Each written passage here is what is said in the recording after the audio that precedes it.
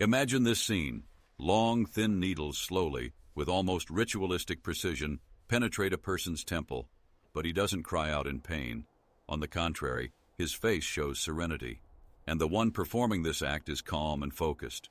For a 17th century European physician, schooled in Hippocrates and anatomical atlases, this wasn't treatment. It was pure, unadulterated madness. That physician was the Dutchman Willem ten Rhyne. In 1674, fate brought him to the tiny artificial island of Dejima in Nagasaki harbor, the only window through which Europe could glimpse Japan, a nation closed off to the world. He arrived as a physician for the Dutch East India Company, intending to study local flora. But instead of exotic plants, he encountered exotic medicine. As a man of science, he couldn't simply look away. He had to understand what magic or charlatanism was unfolding before his eyes. And there was much to understand. Imagine, you're suffering from excruciating abdominal colic, but instead of a European's usual potion or leeches, you're presented with an elegant hammer and a set of gold or silver needles. These aren't just for pricking. They're used to carefully pierce the skin, locating precise points on the abdomen or even the head with jeweler-like accuracy. If that doesn't work, a cone of dried mugwort is placed on the skin and ignited.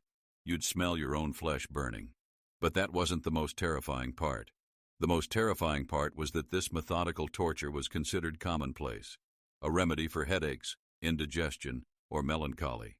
It was a world where pain was treated with pain, and the human body was not a vessel for the soul, but a map crisscrossed with mysterious meridians and points of power.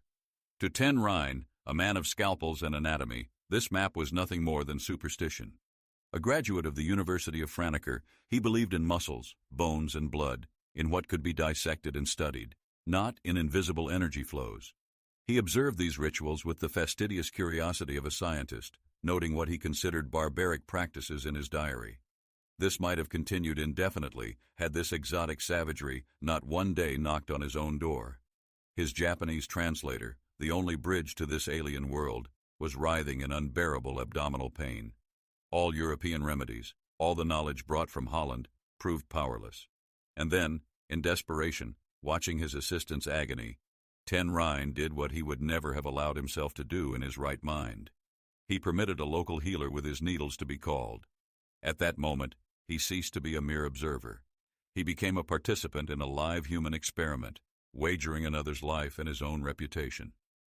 A short old man entered the room. Without a word, he knelt by the mat where the translator was writhing. Ten Rhyne, clenching his fists, watched as the healer's slender fingers barely touched the patient's abdomen, then glided to his leg. Then a golden needle glinted in the old man's hand. One light, almost imperceptible tap with a tiny hammer, and the needle entered the skin. There was no cry, no blood, only a soft sigh. Then a second needle, a third. The old man worked not like a doctor, but like a watchmaker tuning an intricate mechanism, and the mechanism responded. The convulsions racking the translator's body began to subside. His breathing evened out. Within minutes, he was in a calm, deep sleep. Ten Rhyne stood thunderstruck. What he had considered torture proved to be salvation. What he had dismissed as charlatanism worked where all his European science had failed. That night, a new strange word appeared in his diary: acupuncture. But he didn't rush to burn his European textbooks or delve into mysticism. This is where his main secret, his true strength lay. He didn't try to understand why it worked.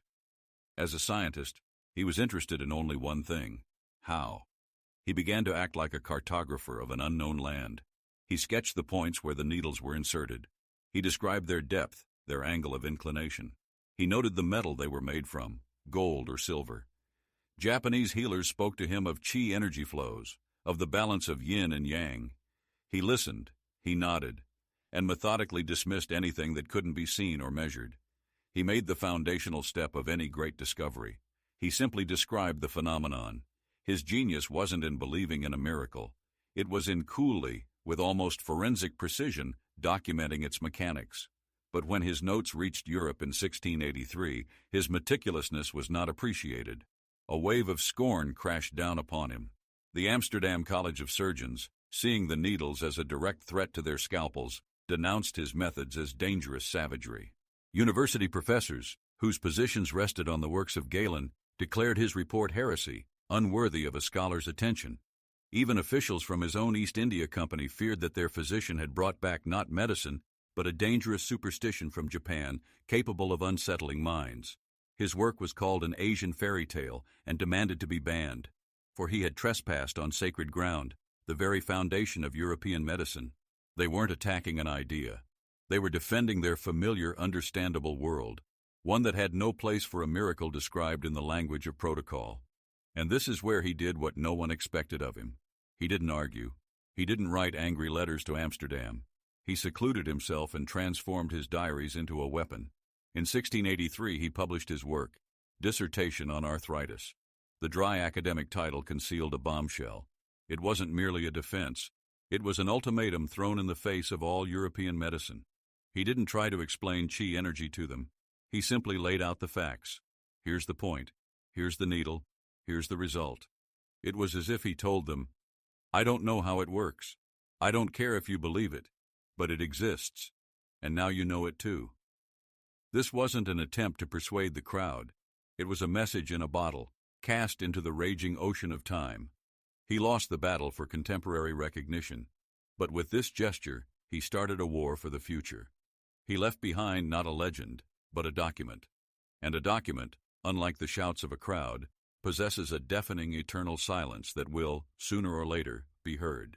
And he was heard, though it took almost 150 years. But understand this crucial point. Before him, for Europeans, a needle was a tailor's tool or an executioner's instrument. After him, it became a potential medicine. His book gathered dust on shelves for decades, but the seed had been sown. It was he who coined the word acupuncture, which did not exist in Western languages before. He combined the Latin acus, needle, and punctura, puncture. And this term, like a virus, slowly began to infiltrate medical treatises across Europe. Physicians argued, they laughed, but they were now debating something concrete, a phenomenon that had a name and a first scientific description. He didn't just bring back a curiosity. He established a reference point. And from that moment on, ignoring that point became impossible. They could laugh at him all they wanted, call him mad by all means. But there was one thing they couldn't do: erase his protocol. Wipe away his meticulous dry records detailing which needle, at what depth, and at which point brought relief. He showed us all one simple truth. The most potent weapon against ignorance is not fervent belief or brilliant insight. It is a dull, stubborn, well-documented report. Because a report doesn't need to be believed, it merely needs to be read.